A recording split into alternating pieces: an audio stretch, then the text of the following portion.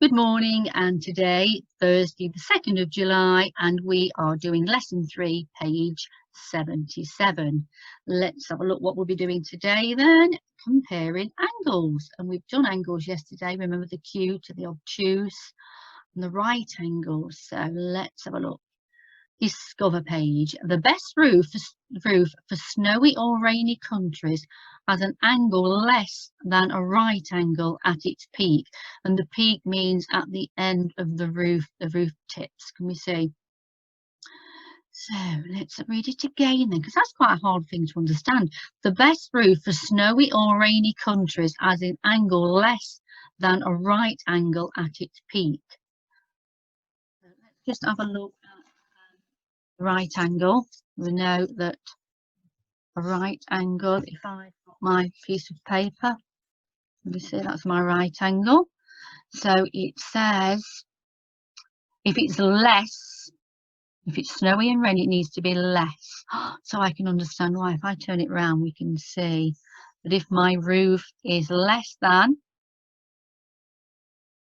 I think the snow's going to be falling off better. Certainly better than a 180-degree straight line, definitely better. So which house would be good for a snowy country?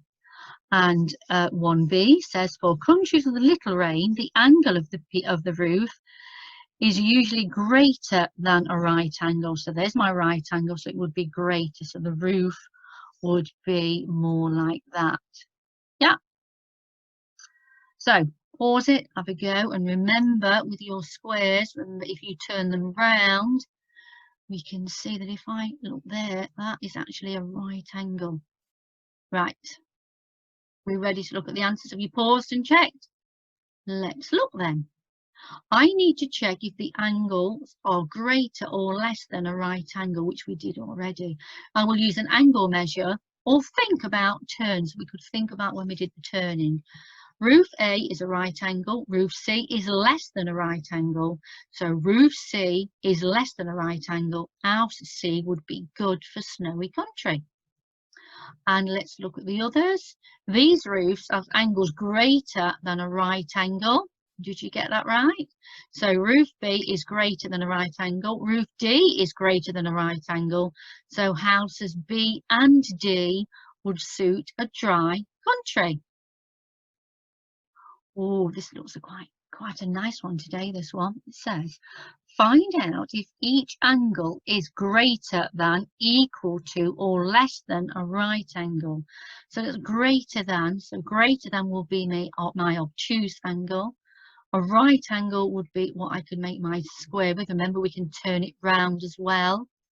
And if it is less than a right angle, it is my acute angle that we did yesterday. So pause this and have a look at these and write in if they are, you might want to put O for obtuse or right angle or acute, or just write them, jot them down, or just have a guess as we go through them. Right, let's go through them. Acute, did you get that right? Obtuse, right angle, another obtuse, and we can see that's almost a straight line, isn't it? Right angle, yes, this was a right angle, because there, if we would have turned my square around, it would have slotted in, wouldn't it? And last one, there's another little cute one. How did we go on? Good? Wow, these look a bit trickier. Compare each right angle, compare each angle with a right angle. So we're using a clock face. There's my clock face. We can see it says, I know the angle between 12 and 3 is a right angle. I wonder which greater pairs of numbers make a right angle. Let's have a look. I can put in my right angle there, and I can also put in my square, so I know that's a right angle. Now I know a clock is made up of 12 numbers. So I've used from 12 to 3, I've used 3 of them. And I know that there are 4 3s in 12. So I know that that is a quarter. That would be my quarter turn, wouldn't it? If I was turning, it would be a quarter, because that would be a quarter. So let's look at these then. You might want to pause it again because you are going to compare each angle with a right angle. So I want you to write or tell me, is it an acute or is it a right angle? Let's have a look. We should know by looking. Let's have a look. So A is a right angle, and I can see that B, can we see, it's definitely smaller. I wouldn't be able to get my square in there. Let's look at C. It's a acute one. Can we see? It's another small one. Let's look at D. Oh no, sorry, there, right angle. Gone right to my right angle, and that would have slotted in there. That's a bit trickier, isn't it? Because this one isn't like you'd expect to see a right angle standing straight, and of course it's turned, isn't it? So let's have a look. And that one is my obtuse one. So this one is my tricky one. That was my tricky one. Let's look at your challenge. Wow, challenge today. Isla has made some angles. She wants to make some different acute and obtuse angles. How many different acute and obtuse angles can she make? So there's a right angle. Can you see? She wants to make some different acute and obtuse. We know this is an acute one. We can see, I wonder where she could move that to make them. If she moved it to there, would it still be an acute? What do you think? How many different can she make? How many different angles can she make? And what about this obtuse one? If you look at this obtuse one, yeah, when you move that, it's going to go probably out of the square, isn't it? That's quite a tricky one. It's definitely a challenge today, isn't it? I wonder how you'll go on. I think you do really well.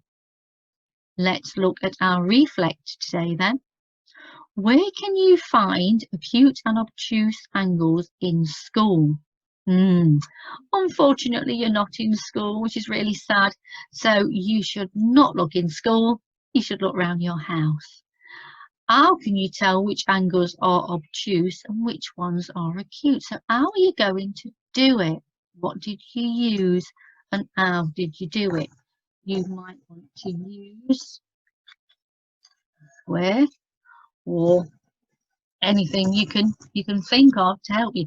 You might even use that as your guideline, like a box, because I know that's a right angle. How are you going to do it and how are you going to explain it? Can't wait to read those reflects. They'll be really interesting, they will, won't they?